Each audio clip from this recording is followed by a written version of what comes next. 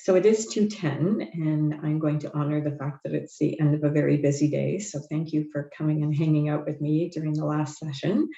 So this is the session on, is this on the test, UDL and authentic assessment? So welcome to the session.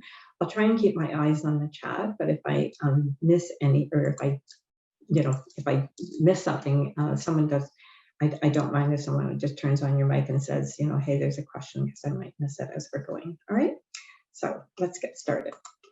So I am doing this with a mentee. So if you wouldn't mind going to mentee.com, there are a couple of slides that I'd like to have you participate on. We're kind of a small group, so I'm not sure if I'll do some of the breakout things that I was thinking of doing, but that's all right.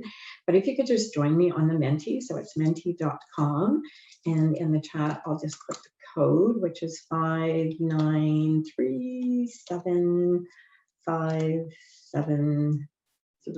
4, and I like to transpose numbers, so hopefully I haven't done anything there wrong. And if you just tap the heart, so I know I've got a couple of people on the mentee, that would be great when you're on the mentee. All right, great. I see a couple of people are getting there. So I got a couple of people there, so I'll just wait a couple of seconds while people navigate for that. The slides will be on there as well, and I just use Mentee to present, so it should be not too complicated, I hope. All right. So I'll give another second or two for a few more people to join me on the Mentee. So it's mentee.com, and then the code is 59375734. So I'll put that back up on the slides when we get to the ones that I really need your help for. Okay, so let's get started. All right, so here's the outcomes for the session this afternoon. For some of you, if UDL is a new principle, we're actually going to kind of just check in on what the principles of UDL are. And then we're going to spend a little bit of time just kind of differentiating between summative and formative assessment, because that's kind of important as we go. And you're also going to hear me talk about authentic assessment. So we're going to be kind of wrapping those three things into kind of one package. And then we're going to kind of have a look at some formative assessment tools. We have a whole list of them that we're going to have a look at. And we're just going to see how we could perhaps incorporate this idea of multiple means of action and expression, which is from UDL, into some of the activities that we might be normally using for formative assessment.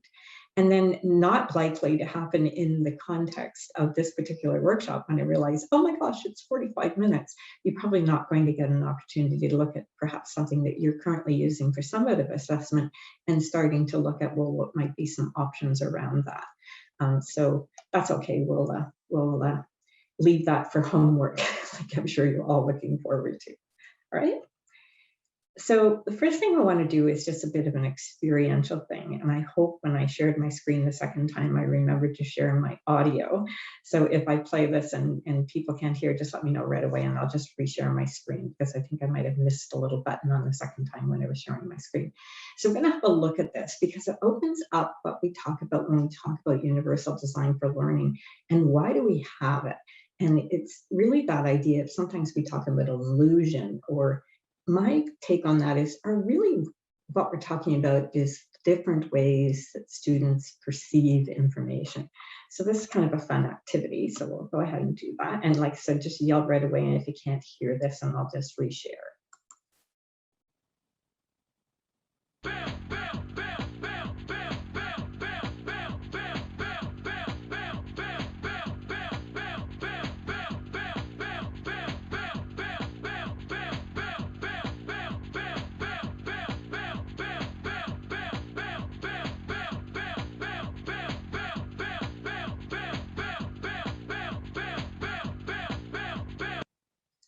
Now, that's interesting. So that was a sound recording of the exact same word. But what happened in the chat? What happened as the visual changed? What happened as the visual changed? Somebody in the chat just popped that in there. What happened to what you were perceiving?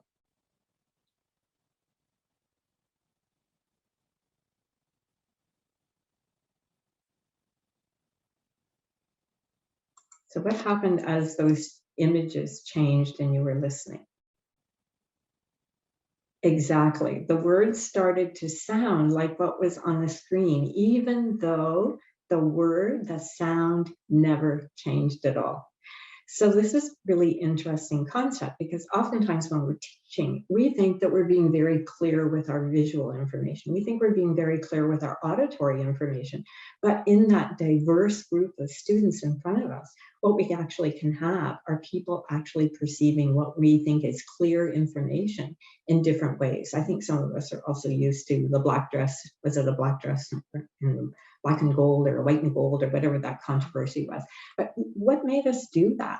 Well, it's kind of what universal design for learning really gets to, in that what universal design for learning is trying to do is give a framework to improve and optimize our teaching for all people based on that scientific insights into how people actually learn, how our brains process that information.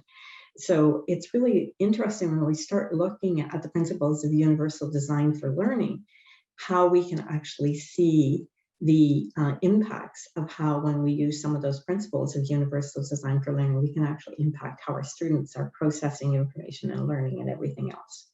So let's go have a look at the 3 principles of universal design for learning, just in case you haven't experienced them before.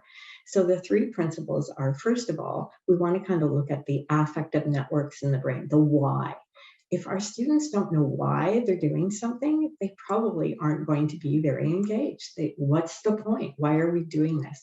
So it helps us when we kind of focus on the why of learning to help students become those motivated learners, not so much because of action and expression and grades associated with that, but that they're actually being stimulated by the fact that they know why they're learning it because of those real life experiences. And in fact, that's kind of where we get to when we talk about authentic assessment. The representation piece, so that we've got the engagement piece, how are students getting engaged? How are they getting involved? Are they interested? Are they motivated? Then we go over to the next one, which is the representation. So what are the different ways that we represent information? That audio that you're listening to is kind of that experience. Like, how do I represent my content? And how do students perceive that? And does everyone perceive auditory the same way that they might perceive visual, or the same way they might perceive something that we touch or do? And so CAST, the Center for Applied Science Technology, have actually looked at how do people process information, and do those differences mean that we want to kind of remember that all through our teaching. And then oftentimes the outcome of our teaching is that we're going to go and actually check in with our students and find out what they know. But just because we can't do a certain thing or in a certain way doesn't necessarily mean that we can't actually show that we've actually learned something.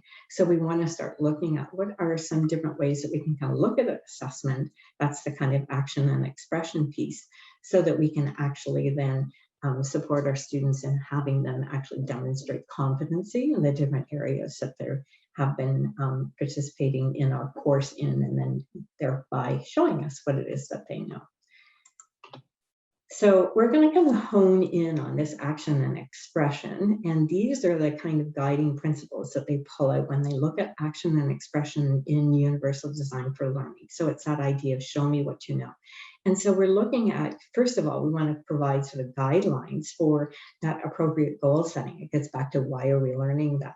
That's why it's great when we start a class that we actually check in with, well, here's what we're going to, here's the objectives for this lesson, and here's how it fits the outcome for the course, and really intentionally labeling that for students. It's that kind of supporting the strategies and the planning and the development over a semester, and the capacity to actually monitor their process. So again, I'm old. When I went to school, how did I get tested? The actual, 400 multiple choice questions, because that's what we did. We waited until the end, and we had no clue whether or not we were actually mastering the content until we got to the end of that. So I think we're much better at doing that. We chunk and give opportunities all semester long for our students to kind of demonstrate their competency. The other idea with the multiple means of action and expression, though, gets kind of interesting when we talk about multiple means or multiple media for communication. And I think so often, and I use discussion posting, this is one frequently, we talk about discussion boards. Are they discussion boards? Are they typing boards? And how can we guide our students to actually look at different ways that they can actually participate in those discussion boards That doesn't necessarily mean that they have to be using it as a typing board. Maybe perhaps intentionally leading them to the Blackboard tools that would say, hey, you can attach a file here. It could be an audio file. It could be something else. So there's different ways for communicating what it is they know, the different tools for construction and composition. So I think some of us are getting used to things like Padlet and VoiceThread and all those tools that we can use to actually allow our students to demonstrate competency in their skills. And then using those fluencies and building those fluencies over a semester with practice and then kind of performance. And that, again, that when we look at universal design for learning, look at the authentic assessment piece that's kind of housed there. The idea of practice and performance. And what are we practicing and what are we performing? Is it the real word perform, the real world performance? Oh my gosh, let's say that word today. And then the other thing that we want to do then is maybe perhaps offer some alternatives or different methods for that response. And even the things about use of technology. Again, when we talk about discussion boards, or even in chat, when I asked you to participate in the chat there for a minute, most of you probably typed it, but with your mics off, you could have actually used speech recognition and popped your comment in that chat, maybe perhaps a lot quicker. And we're way away from the times when actually talking and having the computer type and having it actually recognize our speech. We've come so far in that. And so actually introducing students to those kinds of tools can be really cool. So we have to kind of look at what John Miller says about authentic assessment. So what is it? Is it real?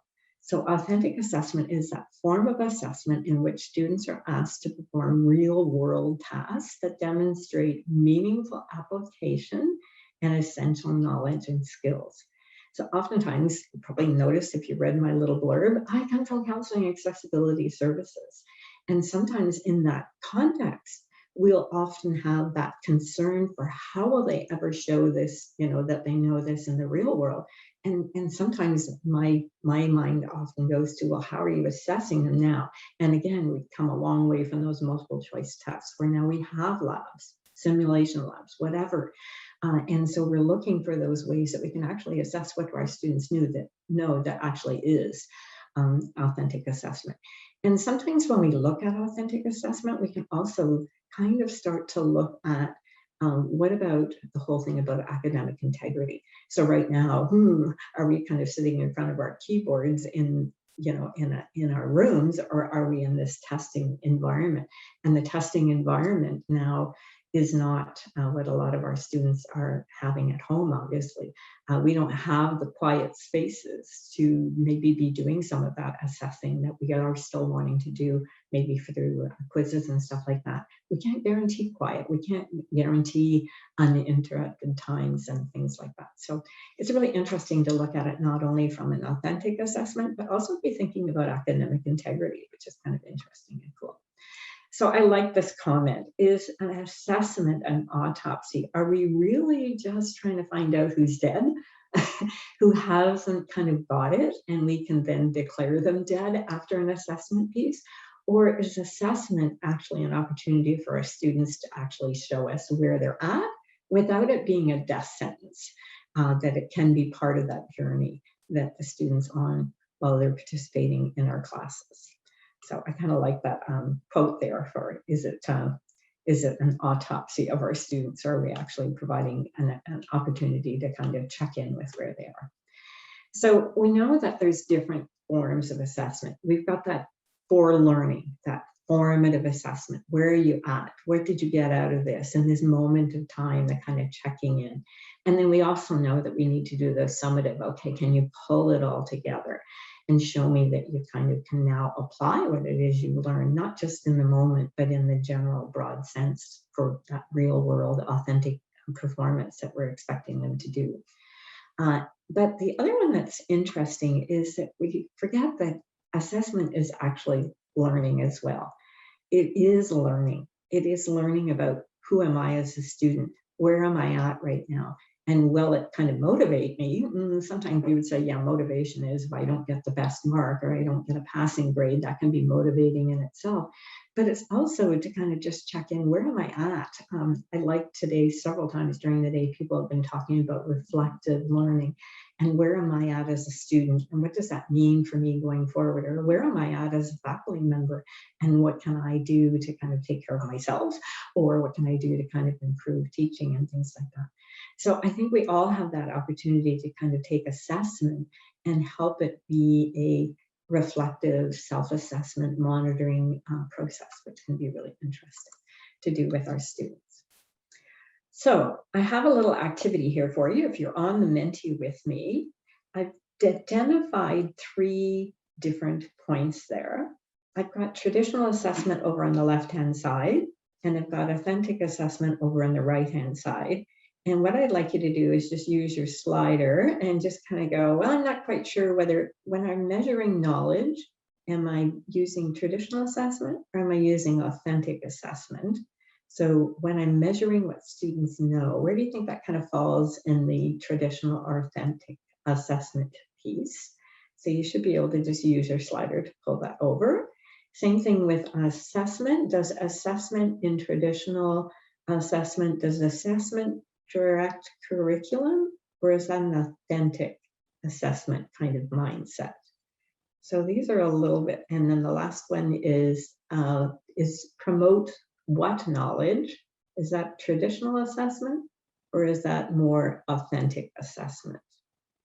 All right, so we've got some various comments up there. It's great, thanks for participating in that, and people are still kind of chiming in a little bit, so we'll just let it sit for another second or so. And I can see that some of them are kind of going right in the middle, which is kind of interesting, right? And it is that dance our brain kind of does when we're looking at, is it traditional assessment, and what am I trying to do, and what's authentic, and what am I trying to do, and is it okay to check knowledge, and what should direct my curriculum versus what should where's the what part of knowledge and stuff like that. So that's interesting. We kind of got everybody kind of in the middle, except for the last one, which is the what knowledge. Is people are kind of a little more heavy on the authentic. So let's have a look at a chart that I found that I think is really interesting, and it helps us. But when I show you this stuff, remember I'm talking about universal design for learning, and universal design for learning is always looking for that opportunity for what are the different things that students can do to demonstrate their competency, but we also want to make it authentic. So let's have a look at this. So here's a little presentation of what's traditional and what's authentic. So when we start to look at traditional, and we see the first point says generally relies on forced choice or written measures, that kind of gets to the multiple choice, or you have to have a definition written. Versus authentic assessment would be, well, let's kind of put the integration of various, it says written and performance measures. Now, when I look at that on authentic assessment, that side, I think that's interesting. Does it have to be written? So we often think that the way we're going to get our students to be assessed is they have to produce an essay, they have to produce a written answer, they have to produce a written Blackboard and discussion posting, they have to post a wiki. So, we often kind of have that word written, and it's ingrained in our brains, and sometimes it's hard to kind of let it go and say, can students actually, using an authentic assessment piece, actually participate in a different way other than written? However, I like the chart because it does help me understand the difference between traditional and authentic.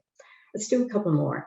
Encourages memorization of correct answers. There certainly is a part of me that has to know and memorize, certainly vocabulary. I can memorize when I work with students in counseling and they come to me for learning strategies. I have some students who are phenomenal memorizers of correct answers, but they can't apply it. they just really that's where they get stuck. Not all of them, obviously, but some students really get stuck. They could memorize. I could go into Stephen Hawking's class. I could memorize all sorts of concepts, but oh my gosh, when you were actually asking me to kind of think outside the box and actually apply what I know and then demonstrate what I know by kind of doing those different answers, that's when I might get stuck. So it's interesting again to kind of see, it looks like one is kind of a memorization of answers. Yes, I can write that definition out. I could respond to that by listing 3 things. But what do I do as far as divergent? What am I going to do in this situation versus that situation and this situation? And again, we can see where when we kind of move towards to this authentic assessment, there might be different ways for me to demonstrate that. I might talk it, I might do a video, I might do a poster, I might do an infographic, applying my knowledge in different ways. But it also gets to that point of academic integrity, which is kind of cool. Let's pop down and let's go to the one about emphasizes competition, which is kind of interesting. Whenever I see that one, I always think of our emphasis on Indigenous and kind of being sensitive to, the idea of community and working together and developing different skills. And that really helps me kind of go, yeah, that's true. Sometimes when I'm doing traditional assessment, it does kind of like, I'm going to pass and where do I fall in with everyone else on my grades. Whereas the cooperation on authentic assessment, again, might be working with other people to produce a certain project together that actually shows. And again, when I say project, we often always think of the written project, like where's the writing that everyone's contributed. So I think these traditional assessment and the authentic assessment pieces are really interesting to look at from that lens of not only what am I used to doing, the kind of marking tests and stuff like that, versus moving over towards these more authentic things, which are how can my students show me they can apply their knowledge to whatever task. But it also gets to the academic integrity piece, which is kind of interesting. Just gonna take a sip of water here. Okay, so I also liked this, and I know it's a little small, so I'm gonna just put it, you can just let me know whether this is a little easier to see once my screen refreshes. It's a picture of blooms, and it gets to the idea, again, that when we're looking at formative assessment and summative assessment and authentic assessment, and I can see these different things that we kind of move from the remembering, which is Bloom's kind of lower level, that's the memorization piece, up to the higher level thinking where they're creating in that. And again, I can see when I'm looking at Bloom's and I'm looking at how we move from just memorizing to then understanding to then applying, where we can also then move into a way that universal designs for learning idea of what are the different ways that people can actually represent content and show me that they know and can describe or explain or apply their knowledge. You can see that Bloom's really helps us kind of also look at that and see that there are potentials for different activities that would be really universal design for learning's principles of multiple means of action and expression. So down at the bottom, we have that kind of remembering. And if we kind of look at, we can use that for formative and we can use that for summative. But as we move up to these higher thinking levels, I think we can also see that we start to integrate these ideas of whether they're formative assessments that you're kind of doing in the moment and checking in with your students and kind of saying, okay, let's have a discussion on this case, or let's review this particular situation and get together and chat about things right in the moment of a class setting, or whether we're bringing it more into a summative assessment. Again, I can see that UDL's principle of multiple means of action and expression is there. Because look at the things, we've got a portfolio. Well, portfolio doesn't necessarily need to be written. That could be images and pictures and projects and artifacts, whatever. There still is room for those papers if your course is a course that needs students to demonstrate competency in good writing and communication. But there's all sorts of other things that people can be doing that kind of gets to that multiple means of action and expression, whether it's formative or summative. And Bloom's really helps, I think, when we start to look at some of his verbs for action or for knowledge and applying and analyzing and evaluating. I think it's really interesting when, again, it opens our eyes, I think, to what are the different things that students can do to demonstrate competencies. Oops, so I'm just going to go back to my Menti here. I think it was a little bit better in that one. So if we kind of revisit this idea of multiple means of action and expression, and then what we're going to do is we're going to start looking at some activities perhaps And I'm going to see, I think we might actually go into a couple of breakout rooms, because what I would like you to do is actually take this sheet that I'll show you in a second, and I want you to kind of analyze it from an activity thing and just talk about it a little bit, as far as, can we see how this action and expression can go into, these formative activities that we sometimes do in class, but again, we may be expecting students to only answer in a specific way, and can we kind of broaden that out so that they're actually demonstrating competency by doing some of these other things, like multiple media for communication. How else could they answer besides a written one? What about the multiple tools for construction? Can we go outside of the typical kind of wiki? How can I do that and kind of do the graduated support for students?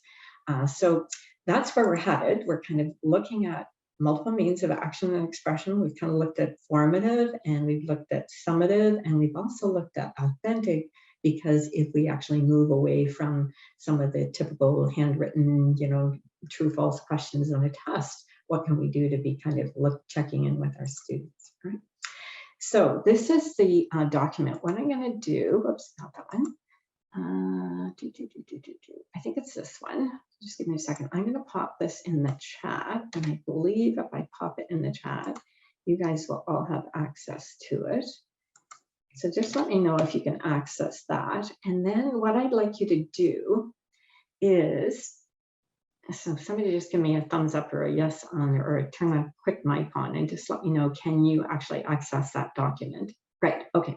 So what I'm going to try and do, and group work is always fun for all of us, but what I'm going to do is, I think I'm just going to break you into just 2, maybe 3 groups. And what I want you to do is, I want you to go through this document. And so it sort of says, these are some different techniques that you could be using to be looking to kind of see whether or not students on a formative basis have picked up some stuff, right? So we've got things like misconception, preconception. So what does that mean? And so maybe you're just asking students, well, what's a misconception or a preconception that you have? Kind of like, do you know what universal design for learning is? I often ask that, people respond.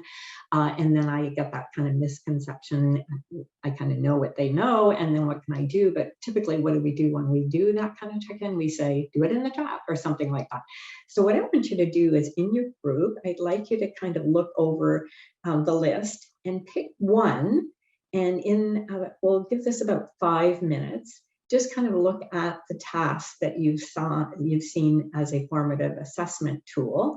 And I want you to come back and then just share how you were able to turn that into a multiple means of action and expression activity. So it's not just what it seems to be originally, which might be more a handwritten response.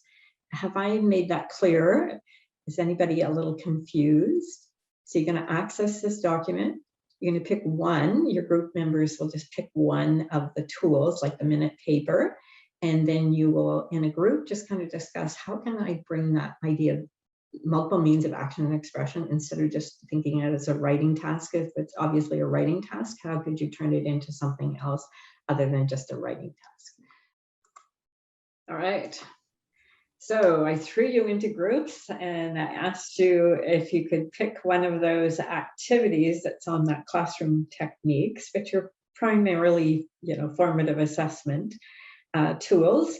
So I neglected to notice a name on each of the groups. So maybe I can just ask you to take a turn and just tell me what did you hone in on, and what did you come up with as a suggestion for adding that multiple means of action and expression to it. So who'd like to start? Or shall I just pick a name? Now I can see my list there. Shall we start in room 1? Brooke, Lori, or Nancy, one of you want to just jump on your mic and share with us?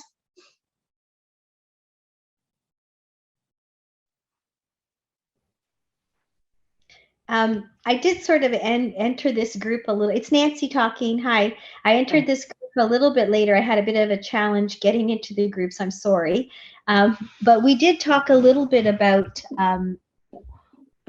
the balance about teaching the content and accurately being able to assess the student during these lectures. And so we thought, Sometimes the little fill in the blanks was very helpful. So like go through and say, quickly, fill in the concepts. We actually came to the conclusion, I think, that if they didn't truly understand the rationale or the reasoning why for what they were learning, they would have many gaps in their ability to deliver or present or critically think through a problem. That's, I think, where we're at. Yeah, great, thank you. All right, group 2, we have Javi, Karen, Meander, Ping, and Sandy. That was a big group. One of you want to jump on your mics? They're all pointing fingers at each other.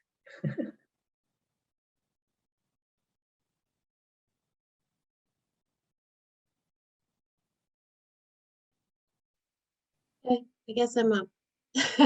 Thank you. I know it's always Joby. hard to be the volunteer. So we were looking at the ethical dilemma on page 4, and it was a case study approach, and we felt like we could alter the delivery by having students, we could either do skits, and that could be face-to-face, or create some kind of a video as a response. We also thought of now my brain's gone dead. It's the end of the afternoon. That's okay. Oh my gosh, I need more coffee. Help me out, group. It was we also thought of another way to do it would be mind mapping or word mapping, where they could sort of come up with, look at the ethics of it and come up with some solutions and then share that. And we also thought, Ping, you made a great suggestion and I can't remember what it was. I was just saying for students to be able to respond by audio or video, just to have an alternate mode. Yeah, I think it's really interesting when we went online and, our first reactions were, oh my gosh. But then I think we discovered that some of our students who never had a voice before because they weren't brave enough to put up their hand, all of a sudden you had some students who were actually participating in the chat. Sometimes they didn't like the chat, but if you went to an anonymous tool like Menti, you had students who were participating. You might not have known it necessarily, but they were now taking a risk in those kind of formats where their names weren't associated with their comments, and they were able to take a risk at being wrong. And I think it really broadened our horizons for, the tools that we can use that actually allow students at multiple means of representation. I still won't put my mic on, but I will participate if you give me another different way of participating in those kind of check-ins during class time. So in the chat, on your mic, in the Menti, whatever it is that we do. And I think that can be really helpful. Thank you so much. All right, we have one more group and then we'll wrap up. So that would be Donna, Michelle, or Navin. Okay, so I could, do you want me to start? Sure, that would be great, thanks. Yeah, so, we're thinking, we picked concept maps, and the way that we were going to use it, we thought about different tools, but the easiest one that we thought would be, similar to everyone, would be like having a whiteboard and giving an opportunity to everyone to write, to draw the things and connect the items that they learned before and connect them with the things that are right now with the new concept. So connecting all of it together, in a way that they can all collaborate over there. Right. And I think it's really interesting when we're looking for some of those collaboration kind of whiteboard things. Jamboard's great because it allows students not only to put in something like their, they can tell you, they can get a picture. So when we find those kind of collaboration tools, another one would be a great example is Padlet. And I always think it's funny when I go in and look at a faculty Padlet, it's all typing. You go look in a student's Padlet, they'll have videos, they'll have links to websites, they'll have pictures, they'll have all sorts of things. And it really allows our students an opportunity to kind of show what they do know and actually introduce students to some other things that they've learned. So thanks so much for sharing on that. That's great. All right, so there is a problem with authentic assessment. if you were to kind of label a problem that you can think of when we talk about authentic assessment versus kind of traditional assessment that might be, you know, the tests and the multiple choice questions and those types of things, what one pops to mind when you think of that? So I'll just wait for a couple of people to either pop it in the chat, on the mic, or on the Menti. So here's, again, these options there, right? 3 different choices. You can come on your mic and say it. You can put it in the chat. You'll be identified. Maybe here is a little less risky because you can actually put your answer up and no one will know, you know, what your answer is. So what would be one problem? Anybody think of a problem with authentic assessment? It's all good. I'll just give another 15 seconds. We'll see if somebody kind of label one.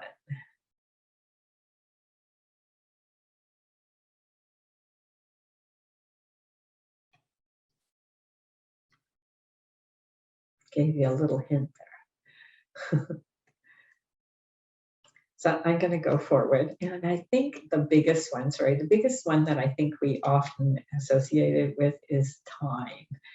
Sometimes when we look at this, it's like, oh my gosh, what can I do? You know, I can mark a multiple choice question quickly and fast, and it's easy. I can get the feedback to them quickly. You know, time becomes the issue. But I think their answers do really lie in that use of rubrics, because then we can give that consistent feedback. It does reduce marking time because it helps it change it a little bit from a very subjective approach to a more objective, like, have you done this? And so here is your grade based on that. And it also helps our students kind of know what are they getting graded on. So if I'm doing a research paper and a student doesn't do it in a research paper format, what's the purpose of the paper? Is it to demonstrate competency in a certain skill? Could they actually do it in a different way? But how I would mark it, whether they speak it, present it, or do an infographic, or write a paper with citations for all of those, you know, references for all of those, I think I can still provide some feedback to them in a less, not as quickly as obviously a multiple choice or a quiz, but I can still give feedback a little bit faster if I go to rubrics. So if people are interested in rubrics, I can certainly connect with you afterwards and send you to some pretty cool sites on use of rubrics. I wanted to share this. It's a really great resource, and I know I'm almost out of time, and I promise you this is the last slide. So it's a really great document, and it talks about the top UDL tips for assessment. And it helps to kind of know what it is that you're actually building. So involving students in the learning process and even in assessment. And sometimes, so I just mentioned things like rubrics. Sometimes when we involve our students in the creation of those, they become much more invested in it. So I really like this document just for some tips. So it's in the chat there. And I really like that helped me kind of put my head into what are some things that we can do to involve our students as well. So I liked this as a closing little cartoon because it really does get to the fact that when we talk about authentic assessment and when we talk about, you know, what can students do and what are the different modes of participation, what are the different modes of demonstration, I really like this one because it's a classroom of dinosaurs and T-Rexes in the middle, and the teacher is saying, looks like that's going to be another F in classroom participation there, Mr. T-Rex, and he's going, so unfair. He's got his hand up, but he just isn't visible. And so sometimes I think I really like the way that brings it out. When we talk about participation, when we talk about even in group work and things like that, do we sometimes think, oh, well, I can see the student hasn't participated because they're not in the chat or they're not in the document or they're not, well, but we don't know where some of the verbal ideas have been shared and stuff like that. So I just really like this cartoon as a way to kind of wrap up. Authentic assessment can be a multiple means of students actually demonstrating their competency. And just because they can't do it in a certain way doesn't mean that they can't participate and actually demonstrate competency in some different ways. So thank you so much for your time. I'm 2 minutes over. I appreciate you hung on until the end. If people have any questions or comments, please feel free to stay back and I'll hang for a few minutes. But otherwise, I send you off until your afternoon, and I hope you have a great evening and have some time to take care of yourself, as Dr. can mention this morning. Right, so thanks so much, folks.